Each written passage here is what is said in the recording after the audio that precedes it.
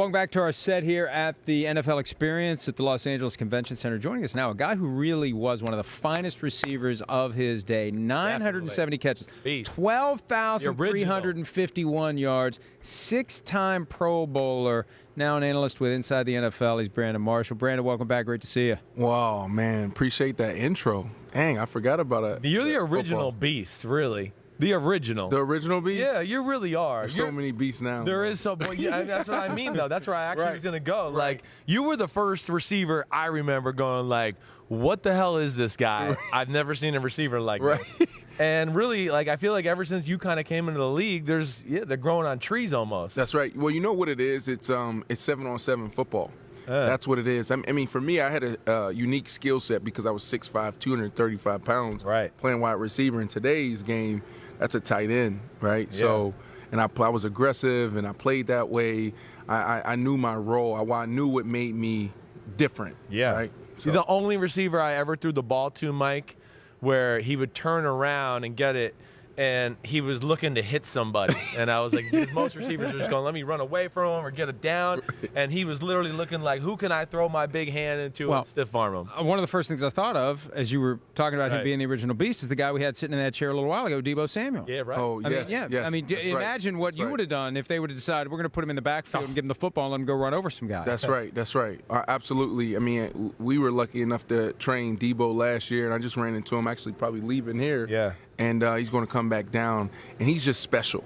He's special. I think for him, he just needs to hone in on how he's going to recover and be able to do it again next year and a year after that, right? So you have to be smart there. But you're talking about, only receiver. You're the only quarterback that throw me the football on a Bosey ball. This dude used to have me – man, we used to be in there like 6, 7 in the morning, only ones at the facility, and Chris was just recovering with spleen, right? Spleen, yeah, your spleen, right? So, like, he still wasn't right. Yeah. And so, I'll be in there early working out. He'll be in there early working out. Then he'll drag me into the little turfs area, and he'll just be throwing balls in different directions. He was the first guy I saw, like, doing, like, weird things. I was standing on the Bosu ball, right? Because, like, my proprioception. Yeah, he knows. I know all the stories. But he was a great teammate that way, too. First off, he was always looking to get better, right? I mean, we did a lot of summer, go to I'll meet you at the facility, let's throw some passes or whatever. So he was always looking to catch, and then I get to get my work in and get better that way, and that's what I appreciated about the guy. I got to see, that was one of the coolest years I ever had with him. Yeah. Because he was going through contract stuff.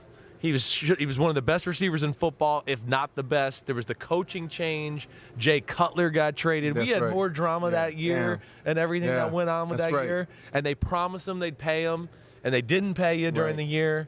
And we were in the Eagles locker room, and I was going, I can't do this. I can't play. He tells this story all the time. Hold on, tell that story. I don't remember that one. We were in there, just looking in the mirror like, hey, I'm end of the season. End of the season. No contract yet. Right. Second to last game of the year. And it was me and you in there, and I was just, This before or after the game? No, it's before. And we're getting ready to go out finally. And you were like messing with your wristbands, and you yelled like, ah! And I was like, what's up? And you're like, I can't play like this.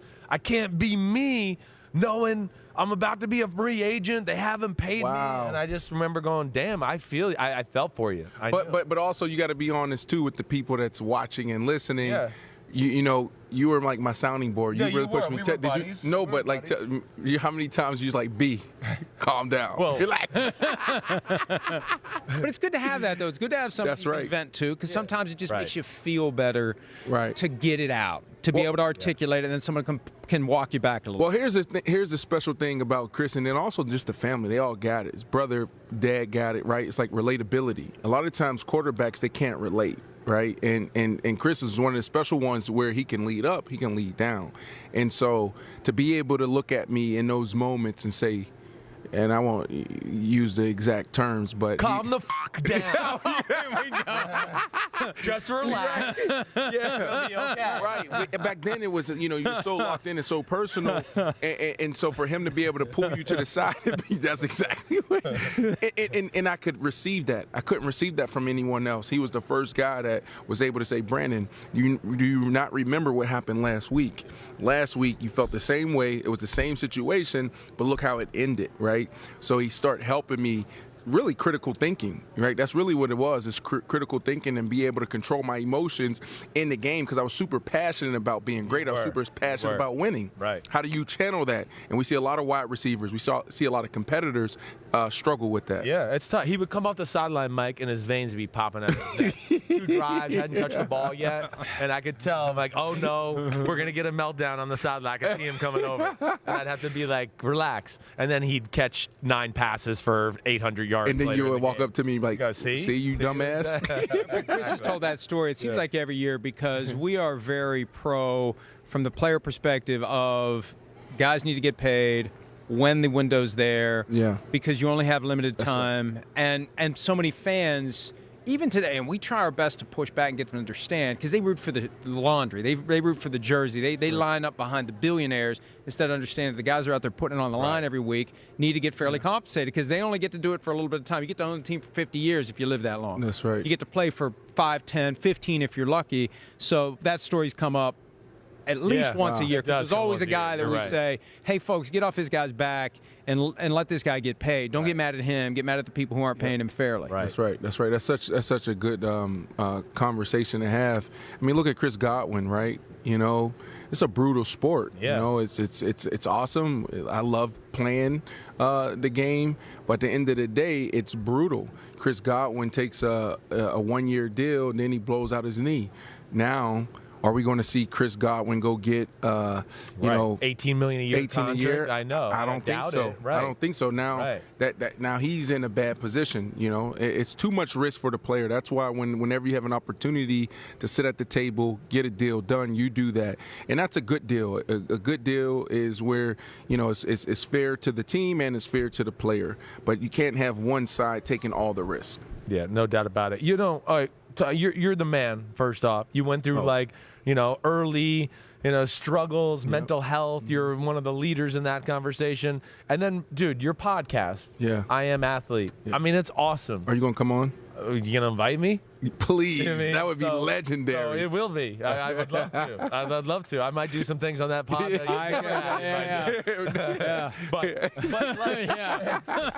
talk about that. Like, can you smoke daddy cigars? Yeah, Al Harrington did. Al Harrington. But that's what it is. That's what it's about, man. It's a safe place for athletes, right? That's who we are. Yeah. Right? Like, this is who the athlete is. Like, you know, in the NFL, I always say you're like, it's changing now, but back when we were playing and before then, we were institutionalized. Like, you got to fit in this box. You can't say certain things. You got to say it a certain way. You got to use certain terms and words.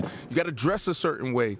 And that's not who we are. Like, the locker room is made up of so many different cats that come from different walks of life, different experiences. So that's what I Am Athlete is being able to share, a table with guys that come from different walks of life, and you're seeing the raw emotion of the athletes. A safe place for athletes, conversations that we can't have on other platforms. I want to get athletes' perspective and other people, around sports when it comes to, mindset, mental health, finances, relationships, because that's what we talk about in the locker room. We spend more time in the locker room talking about life. And are you talking to me about my mindset? Like, we talk about that all the time on I Am Athlete, but how many times have we, 6, 7 in the morning or after practice, you're the only one sitting there talking to me about, Brandon, like, maybe you should approach it that way. And so that is the platform, right? Yeah, no, it's awesome. Where can people find episodes of it and learn more about it? Yep, so SiriusXM and Stitcher and all audio platforms, and then also YouTube. So YouTube, I Am Athlete. Is that a studio you're doing that in, or is that your house? Where are you filming a lot of those things? So friends, restaurants, and developments. I'm hustling, man. I know you are. I'm hustling. But the goal is I call them baby Bristol. So we have these facilities called House of Athlete. We have, like I said, Debo. Like, Debo trains there. Yeah, right. So it'd be cool to have Debo come jump on I Am Athlete Tonight, our 5-day-a-week show. And then you have other podcasts. You have other shows. So I call them baby Bristol. The goal in the next year or so is to have our studios on top of our facilities. Gotcha. We have Dallas. We have Tampa. We have South Florida. Next year we'll do Miami and LA, and we'll sit there for a little bit. I mean, you're still training. Are you boxing? Are you still doing this? You still boxing? Or I retired. I retired. I said if I didn't have the fight that I wanted, come September that passed, and I was going to retire before I even started. Damn, okay. That means I never wanted to. Right. I was going to say, come on, man. Actually, yes, yes. The competitor in me, absolutely. I want to compete. I want to go out there, but from a business standpoint, this doesn't make sense for me. No, and you got a movie star face, and you just got all these famous podcasts. Now, we don't need you on there with black eyes and missing teeth and stuff like that. See, that's the competitor in me. Yeah. I don't think I'll get touched. Not like that. I mean, come on, no damage. Come on, man. Okay, fine. I'll have a little faith in you, though. You're doing a great job, though, and it's a great example for all the athletes out there that aspire to be more, right? Because, you only play football for a limited period of time, and you're doing a great job in the media, and it's fun to watch, and it's great to talk to you as always. You're a great role model, man. You are. My homie, Appreciate man. It. I love you, man. Look at you, man. Look at you. That's Brandon Marshall. Just answer. We'll be back with more. Oh, go ahead. Go ahead. No, we don't have to go. Man, that's not go. You call me more. You can't just call. No, you know exactly where I'm going. You know exactly where I'm going. You called me one time, like real. All right, let's see. Let's see. No, I text you. No response. You're supposed to be. I mean, come on, guy. Like. I know you're this big TV personality now. He texting me. Here, he called me one before you were doing your Fox show in the morning. All right, let me see. Okay, you responded. Yeah. Okay, you respond. Yeah. All right. Yeah, see, we got it on tape. He's got the receipt. The receipts blew up on him. Right, I'm like, oh, that's not what I recall. Oh, shit. All right, thanks, Brandon. I'm thinking of my dad. Right. Hi, I'm Mike Tirico, and thanks for watching. Make sure to hit subscribe for the latest news and highlights from NBC Sports.